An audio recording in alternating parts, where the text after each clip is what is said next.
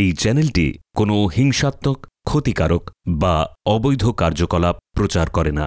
এই চ্যানেলের সমস্ত তথ্য শুধুমাত্র শিক্ষামূলক উদ্দেশ্যে পরিবেশিত।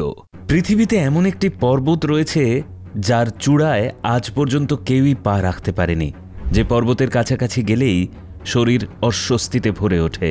মনে হয় কোনো অদৃশ্য শক্তি যেন আপনাকে ফিরিয়ে দিতে চায়। কোনো ব্যক্তি আজ পর্যন্ত জীবিত অবস্থায় চূড়া ছুঁতে পারেননি, আর যাঁরা ছোঁয়ার সাহস দেখিয়েছেন তাঁরা ফিরে এসে অস্বাভাবিকভাবে মৃত্যুবরণ করেছেন। এমনকি এই পর্বতের আশেপাশের সময়ের গতিও যেন পাল্টে যায়।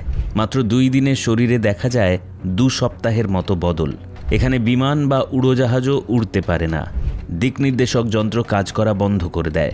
বাতাসে ভর করে ফিরে আসে এক অদ্ভুত আতঙ্ক। এই রহস্যময় পর্বতের নাম মাউন্ট কৈলাস।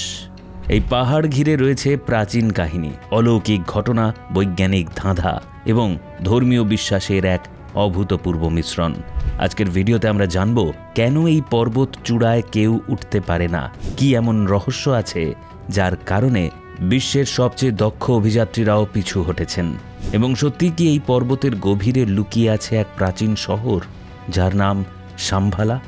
ভিডিওটি শেষ পর্যন্ত দেখুন। ভিডিও শেষে আপনার জন্য থাকছে ছোট্ট একটি কুইজ, যার উত্তর আপনাকে কমেন্টের মাধ্যমে জানাতে হবে। আর ভিডিওটি ভালো লাগলে লাইক করুন, কমেন্ট করুন, শেয়ার করুন এবং আমাদের চ্যানেল সমৃদ্ধ বাংলা সাবস্ক্রাইব করুন এবং প্রেস করে দিন বেল আইকন, যাতে আমাদের পরবর্তী ভিডিওগুলো আপনার কাছে পৌঁছে যায় সবার আগে।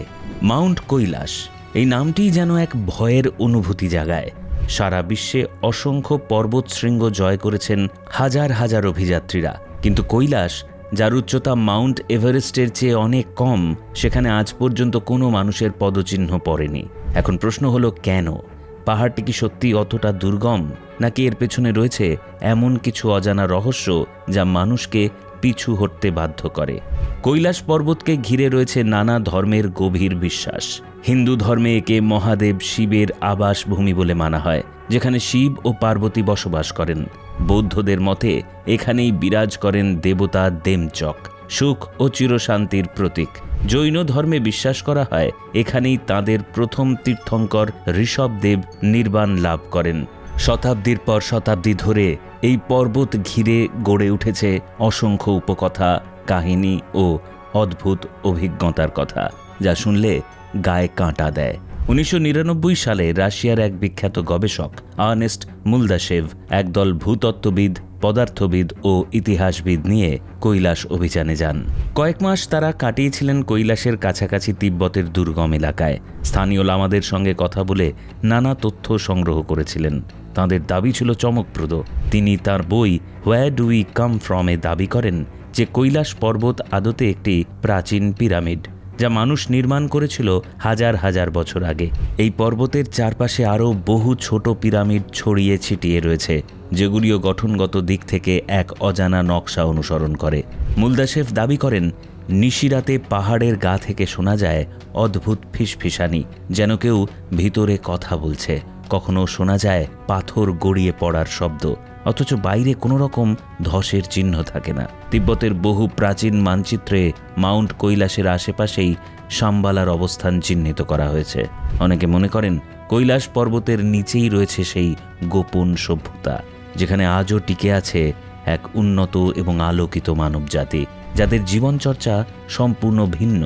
গবেষক মুলদাশেভ তার বইতে উল্লেখ করেন, কৈলাস পর্বতের অভ্যন্তরে এমন এক স্থাপত্য রয়েছে যা আধুনিক প্রযুক্তির সীমা ছাড়িয়ে যায়। তার দাবি, সেই স্থাপত্যই শাম্বালার প্রাচীন প্রবেশপথ হতে পারে। যদিও আজও পর্যন্ত কেউই এর প্রমাণ তুলে ধরতে পারেননি, তবুও নানা প্রাচীন লেখায় শাম্বালার বর্ণনা কৈলাসকেই ঘিরে আবর্তিত হয়েছে। সেই সভ্যতা কিভাবে এই স্থাপত্য নির্মাণ করেছিল তা আজও রহস্যে মোড়ানো। তবে সবচেয়ে আশ্চর্যের বিষয় হল, কৈলাস পর্বতের কাছে সময় যেন অন্যভাবে চলে। অভিযাত্রীদের মধ্যে কেউ কেউ জানান, মাত্র 2 দিনে তাঁদের চুল ও নখ বেড়ে গেছে প্রায় 2 সপ্তাহের সমান। এমনকি ত্বকে দেখা যায় বয়সের ছাপ। তাঁদের শরীরে ক্লান্তি জমে ওঠে দ্রুত, মন যেন ভারী হয়ে ওঠে অজানা কারণে। একটি স্মরণযোগ্য ঘটনা হলো, এক সাইবেরিয়ান অভিযাত্রী কৈলাসের এক নির্দিষ্ট এলাকায় পৌঁছে হঠাৎই বৃদ্ধ হয়ে যান। ফিরে আসার পরে তাঁর স্বাস্থ্য দ্রুত খারাপ হতে থাকে এবং 1 বছরের মধ্যেই তাঁর মৃত্যু ঘটে বার্ধক্যজনিত কারণে। এই ঘটনাগুলো যেন প্রমাণ করে এই পর্বতের চৌহদ্দিতে সময়ের নিজস্ব নিয়ম চলে। কৈলাসের পাদদেশে অবস্থিত 2টি হ্রদ মানস সরোবর এবং রাক্ষসতাল যেন প্রকৃতির 2 বিপরীত মুখ।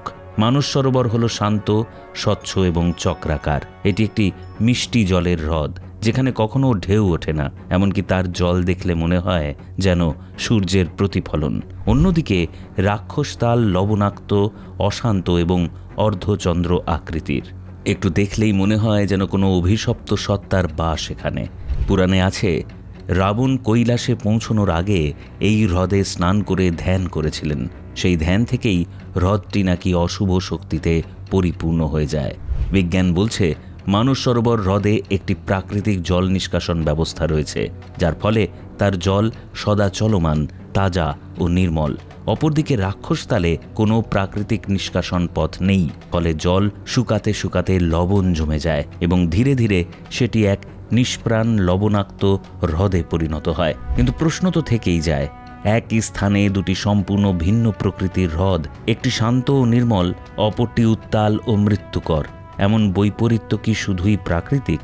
মাউন্ট কৈলাসকে প্রাচীন শাস্ত্রে বলা হয়েছে বিশ্ব নাভি বা পৃথিবীর কেন্দ্রবিন্দু। এই স্থানে আকাশ ও পৃথিবী মিলিত হয়েছে বলেই বিশ্বাস।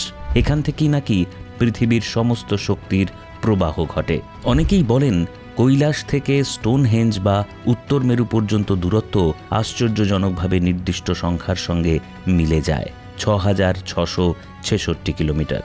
যদিও বাস্তবে সংখ্যাগুলি কিছুটা এদিক ওদিক, তবুও এই সংখ্যা ও কল্পনার যোগসূত্র যেন কৈলাসের রহস্যময়তা আরও বাড়িয়ে তোলে।